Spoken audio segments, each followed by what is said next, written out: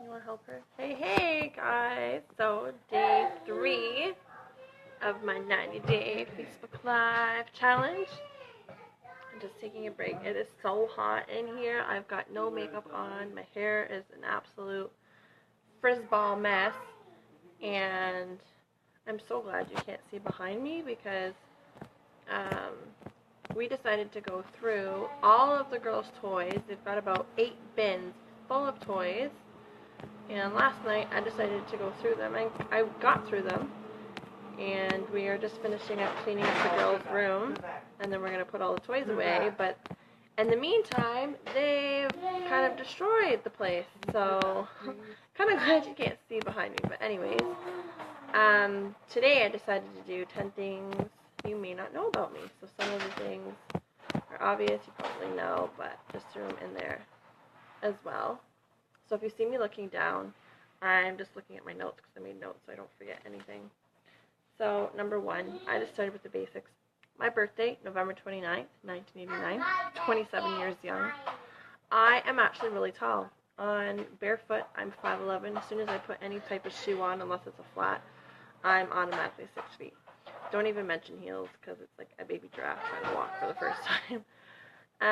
My eyes are hazel, so they change depending on the weather, the mood, the light. They go from hazel to brown, gray, honey, a turquoisey green.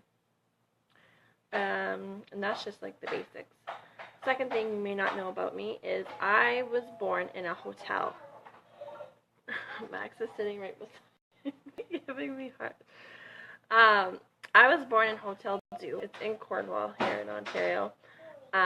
It's not actually a hotel. It's like a hotel attached to a hospital or something, but I thought it was kind of quirky. I was born in a hotel. So, number 3. So everybody knows, or should know, I've got 3 little monsters.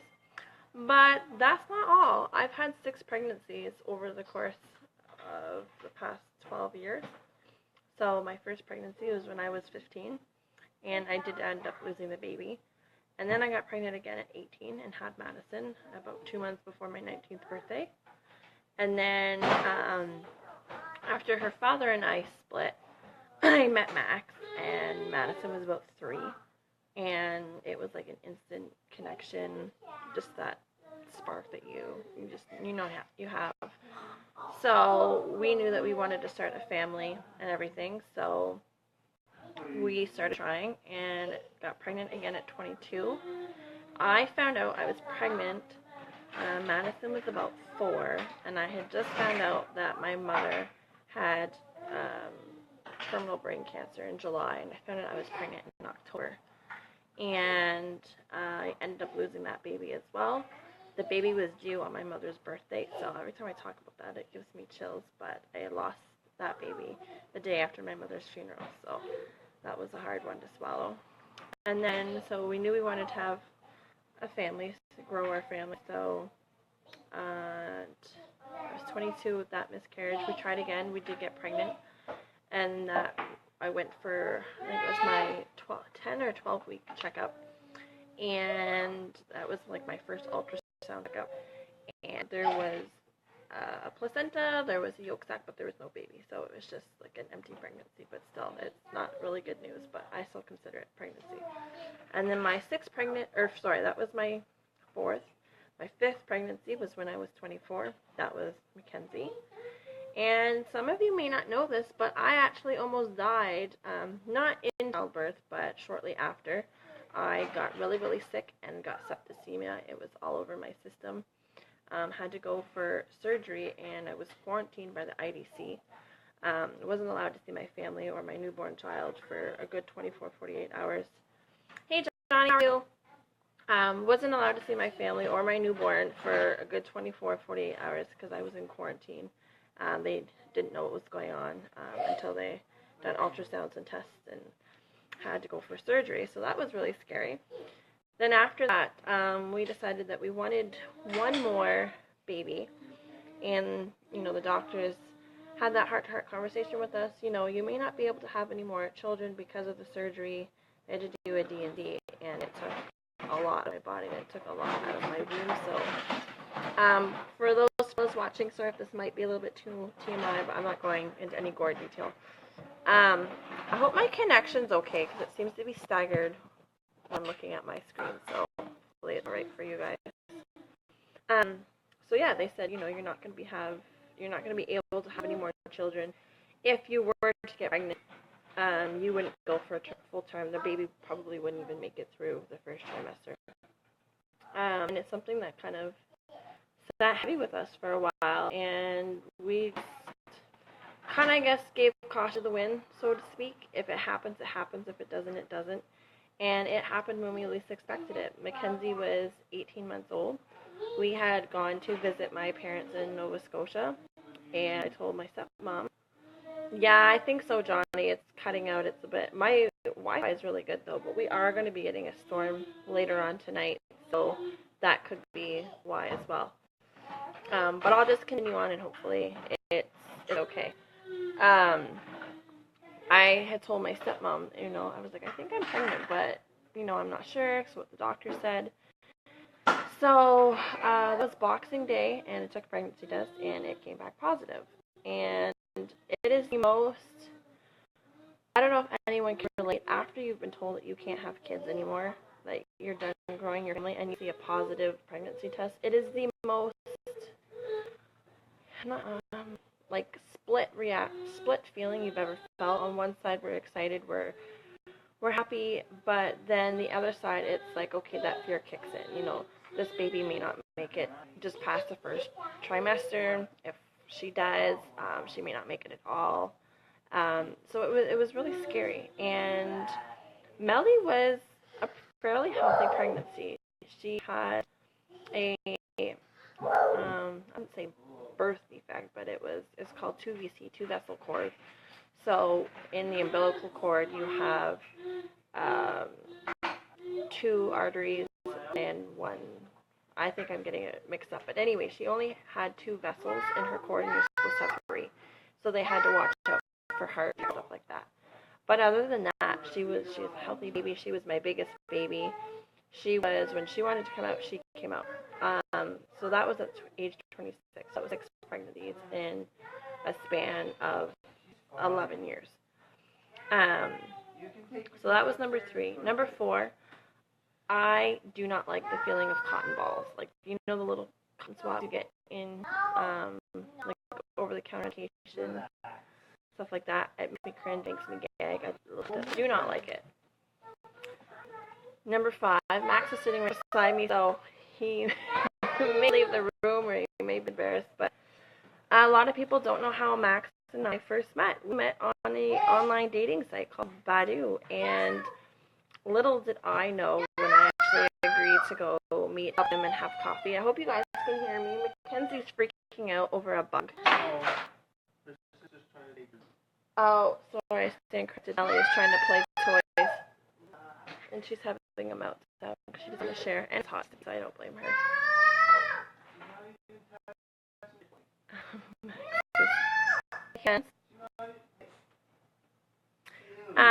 Yeah, Max and I met on a online dating site called boudi, and I look back now knowing the whole story, but he had messaged me, it was November, and I was already starting to see someone, so I wasn't the type, you know, have more than one, you know, fling or whatever at one time, so I said, no, I'm already seeing someone.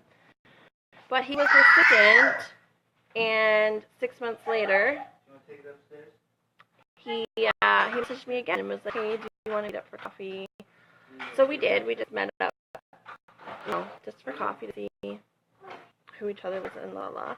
And it wasn't about until we had started dating, probably a couple months in, that he's like, do you remember the first time I messaged you? And I was like, yeah, it was in May, and you asked me out for a cup of coffee. He's like, no, I messaged you back in November, and you were already seeing someone. So I went back on, and sure enough, he had messaged me in November. So it was kind of funny that he had to tell me that he had messaged me before, but I didn't remember. And at first, when we first met, I didn't like him as like a crush. It was just like, oh, you know, this is a new friend. This will be, you know, a new acquaintance.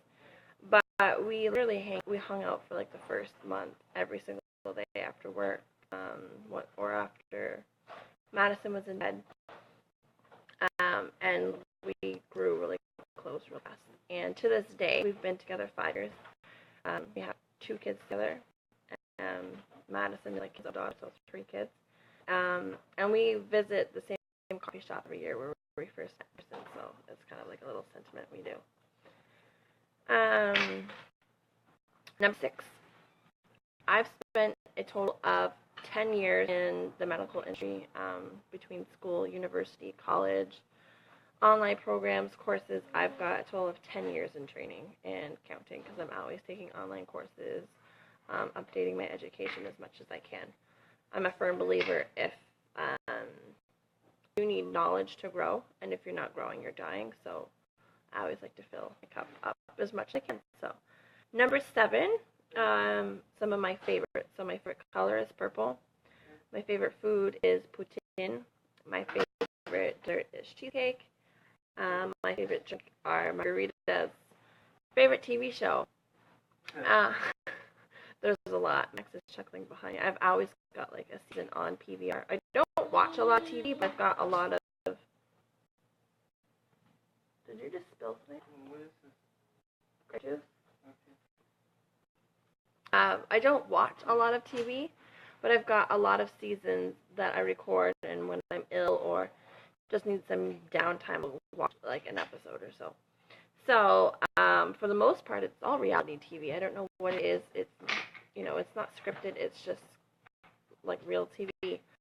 So Survivor, Big Brother, the American one, and the Canadian one, both really like Bachelor and Bachelorette. And with that said, I do have like one medical drama show that I love, and it's Grey's Anatomy. I just recently started watching Grey's Anatomy all the way from the beginning. So starting at season 1, I think we're at like season 2, episode 20 on Netflix. So it's been good to watch back. It's kind of like my calm down time. And plus, when it's stifling hot, it's 40 degrees in the house, and the only cool places are in your bedroom where the AC is. That's where I've been working lately, and just watched a couple of episodes of Grey. So number 8, places I've either gone to this year or I am going to. So I was, I'm going to say Toronto, but that was last year. I was in England at the beginning of May. That was really, really fun. Traveled up for an event and made lots of new friends, and it was really such a beautiful country. I love England. We're taking the kids to Canada's Wonderland this summer. Cascade is the end of June. We're taking it's that huge, well, not huge, but it's like a nice family water park. Canada's Wonderland is a big amusement park up in Toronto. We're going to go to Nova Scotia, visit my parents, my family. We plan on making a trip out to Hamilton to see Max's family and do some cottage country, some camping. And so that was number 8. Number 9. I am a Sagittarius. So Sagittarius women trait. They're very idealistic and honest. I like to think of myself as honest. Max always tells me I'm the worst liar ever, because you can tell immediately when I'm lying. So that makes me an honest person.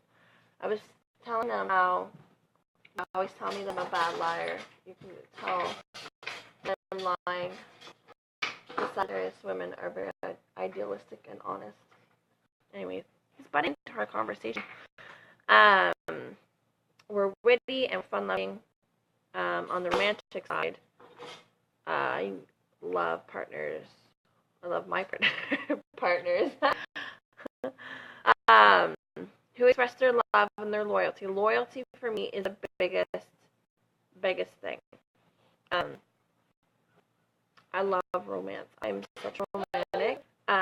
If you've ever, I forget what the book is called, but basically everybody receives love in different ways, and there's 5 ways you can receive love. You can receive it by words of affirmation, gifts. I'm going to forget them all now. Pleasure, physical, and there's one or two more. But basically, I love it. Doesn't make me a shallow person, but that's how I receive love the best. Words of affirmation and gifts are my two biggest things. How I receive love. I love excitement and adventure. I get bored so easily. If I'm sitting at home and it's a rainy day, if I don't either find something to do, like a craft with kids or kind of make a few things that I need to get done around the house, I get bored so easily and ask Matt. When I'm bored, I am cranky. Like when you get hungry, you get angry. Yeah, I know it's weak. We got a storm coming because I'm literally like right beside my modem for my Wi-Fi, but I know we've got a storm coming, Danny, so hopefully it's okay. If not, I'll just redo this live later if it's too choppy and people have a hard time getting in. What was I saying? Oh yeah, I get bored really, really easy. And I was describing it like when you're so hungry, you get angry, you get hangry. Well, when I get bored, I get frustrated, I get crazy. And then number 10, my birthstone is a topaz. So I've just started just recently. I'd say the past like month or two, I've been really getting into like geology and like crystal healing and everything. So I didn't know. I knew my birthstone was a topaz, but I didn't know what it did. So I actually pulled it up. And so it says November birthdays are associated with two gems, citrine and topaz. Actually, Madison has a citrine crystal. I bought all the girls little healing crystals. Madison needed them just to help her focus at school. And I believe one of the ones she has is citrine. The warm color of citrine is said to be a gift from the sun, and it's believed to be a healing gemstone. Topaz is most desired in its rich orange imperial topaz color, but it is found in a variety of rich colors like blue, pink, and yellow. I've got a ring that I got for like my 16th birthday, and it's filled with topaz gems, and they're like the orange color. It's really pretty. But yeah, that's 10 things that you may or may not know of me, a little bit, a personal me opening up and being vulnerable. So yeah, that's 10 things about me. Hopefully the replay will be okay and you guys are able to see it because, like I said, we are getting a storm, so probably why the signal is really choppy. So have a great afternoon, evening, wherever you are in the world, and I will talk to you.